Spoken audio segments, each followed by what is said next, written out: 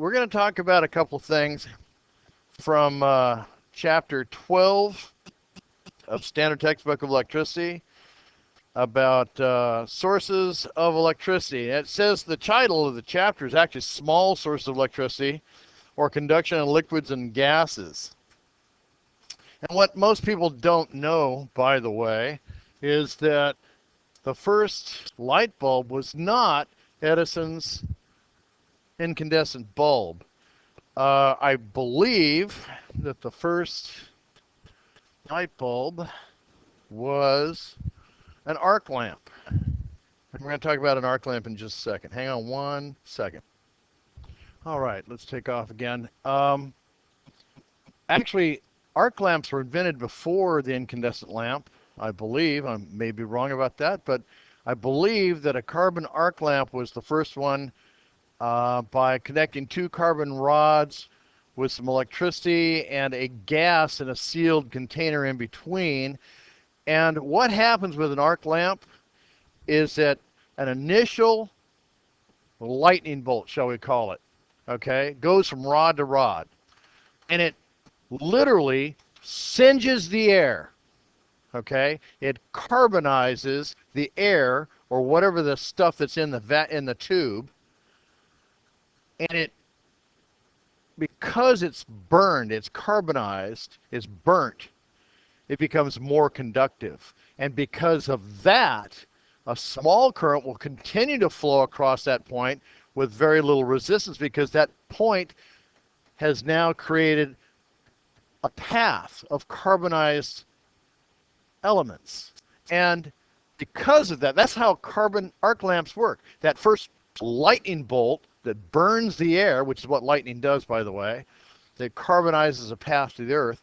And because of that, then the current will flow across that arc, and it can keep flowing at a smaller amount, and there will be light created from that path across the 2 points.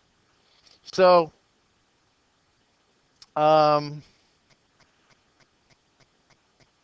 Edison, I think everybody knows, didn't invent the light bulb. He improved the vacuum light bulb, okay? And that's the way it is with a lot of inventions. It's not like Watt didn't invent the steam engine. He improved the steam engine, okay? His was much more successful. And the same is true. The funny part is that now arc lamps are coming around because arc lamps are more efficient than an incandescent bulb. An incandescent bulb creates more heat than light, way more heat than light. So most of the energy is burned up creating heat, and we don't want heat necessarily. So incandescent lamps are becoming almost illegal, and arc lamps are becoming more and more the thing to use. Okay, so that is a small flow of electrical current through a gas. That's a good example of that. Now, a lot of times I don't go over this chapter real deeply because in the past it seemed kind of irrelevant, but it's becoming more and more relevant. What's going on is the place between those two rods becomes ionized, meaning that all the electrons going across are missing an electron, or they're have an extra one or something. So it's ionized. And any gas or a liquid that has an ionized place between those 2 points, things can happen. One of those things is called electrolysis. And one of the future uses of electrolysis is becoming cracking water into hydrogen and oxygen. And there are people that are running around that have a hydrogen oxygen cracker under their hood. And they're taking that hydrogen off gas and letting it go into their air intake system, if it's a carburetor or their fuel injection system, and they're burning it, and they're actually helping to power their car. Okay, let me see if I can find that real quick. Let's just take a look at this.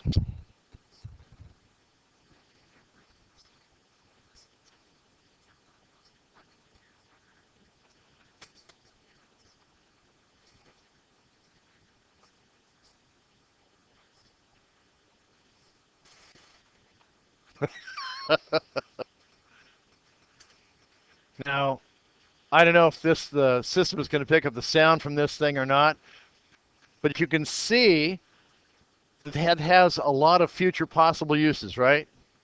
So, and this, let me hit stop on this. This is one of the possible future uses for electricity being created from or now the funny thing is that a lot of people say there's electrolysis and that can do one thing, but there's no such thing as reverse electrolysis. Well, I kind of disagree, and it's not exactly the same process, but when they're cracking water, that's kind of the opposite of electrolysis. Okay? So I kind of disagree that that's a wrong term for it. Let's look at, why stop that? So anyway, electrolysis is one thing, and the reverse idea is not exactly the same thing as electrolysis, but it's very similar. There we go. Let's watch this one now. Now, I don't think you'll be able to hear this, but since you can see the YouTube site up at the top, if you want to see this with the sound, you can look at this number right up here and go to it. And he's going to make a very small water electrolysis unit out of 2 tacks, a 9-volt battery, and a little bit of water. That couldn't really work, could it?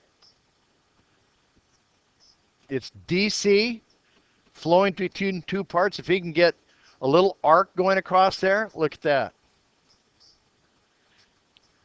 Now, the funny, see the 2 tubes coming up? One is going to come up oxygen, and the other is going to come up hydrogen. Isn't that interesting?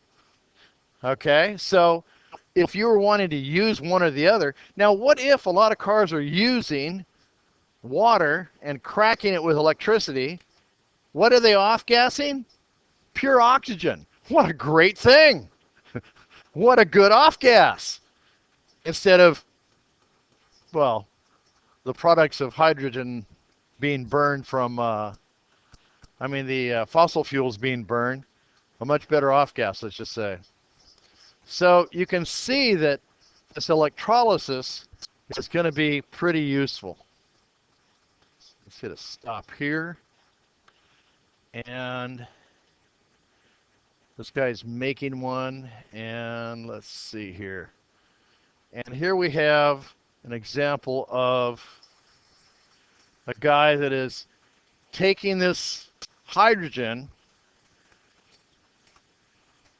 and you notice it's right above one of the probes, this tube. So it's just taking the hydrogen and pushing it into his car, and the other party is just off-gassing the oxygen out to the free air. And you can't see it very well, but he's running his car engine on this stuff. Just that.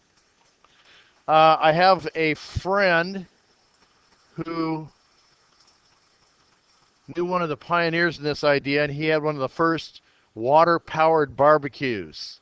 And he would use solar panels to crack the water. You got to have DC. So he'd use solar panels to crack the water, and the off-gas hydrogen he'd burn, and that was his barbecue. I thought that was just the cleverest thing. There's a video on here somewhere on YouTube of him doing that, local LA guy doing it, and that's him. And I think that's just so cool. You know, it's like you're getting free gas to run your barbecue. Why go buy propane if you can get free hydrogen, right? What a concept. So there's even a big ship. I had it earlier and it's not ready to, I can't find it again.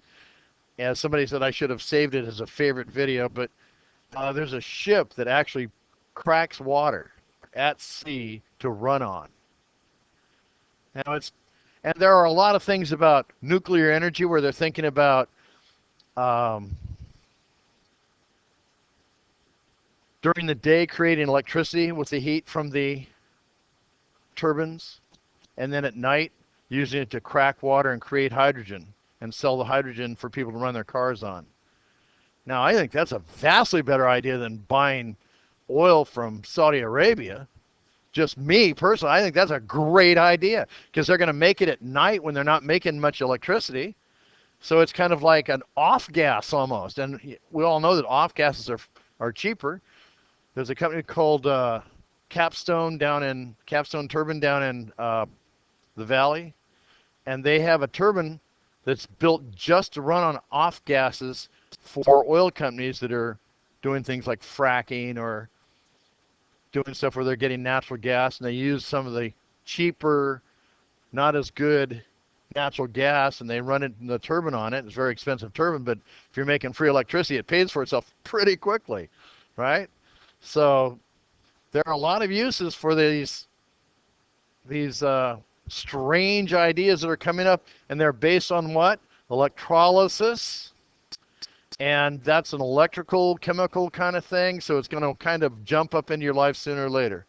So there is a connection here, and this chapter has to be on the ionization process and some of the uses for it right now.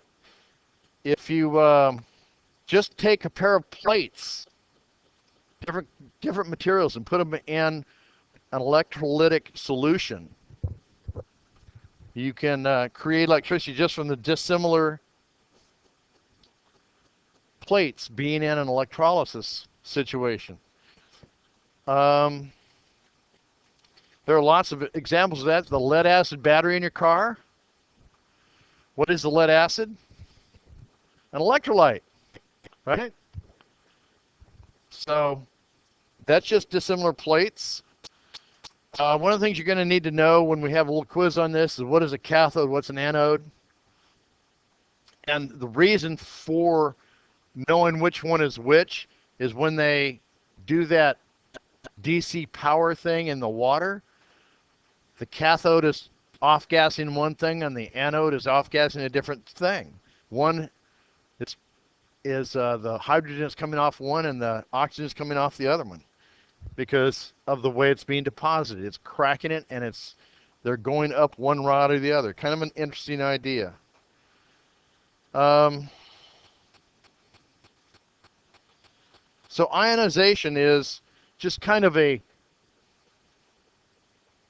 burn path between 2 points, kind of. That's not a very good definition, but you found that definition in the book, I'm sure. A different one. I mean, the proper one in the book. And that's all we really need to talk about in the chapter on batteries, because arc lights are becoming more and more popular. Why were metal halide lights? Metal halide is a gas that's inside a certain kind of arc lamp. Why were they not popular for a long time? Anybody know?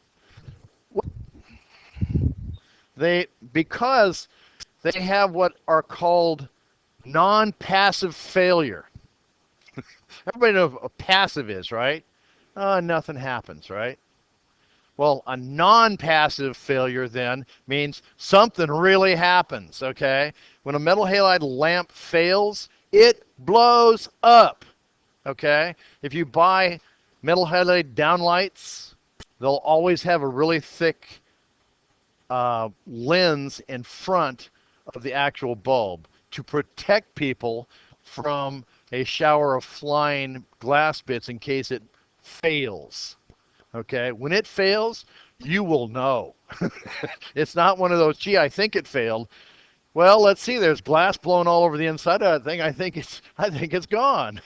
You won't have any doubt when a metal halide light fails. But conversely, it makes almost more light per watt of power than any other kind of light. There are kinds of arc lights that make more light, but a lot of them have drawbacks, like the yellow lights down in Long Beach.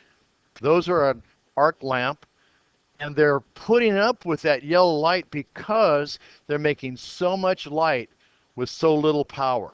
That's why they put up with that ghastly yellow color, because it's much more efficient than even metal halide. But metal halide makes just a beautiful blue-white light. I mean, it's so close to sunlight, it's a great light. They're a wonderful light. But they have that little drawback, non-passive failure. Write that down, non-passive failure. You're going to see that again. What is the drawback to using metal halide lamps? Non-passive failure. Non-passive failure. If I say it 3 times, you may see it again. Okay, so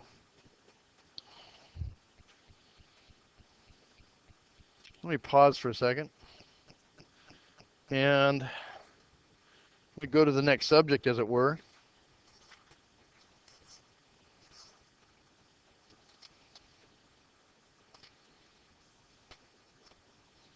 It's not batteries. We've done that.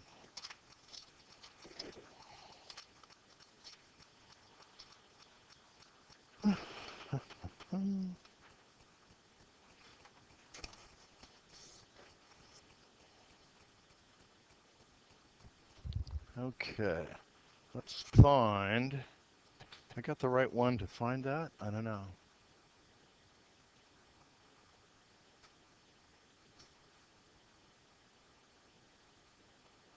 Yeah, let's close them all.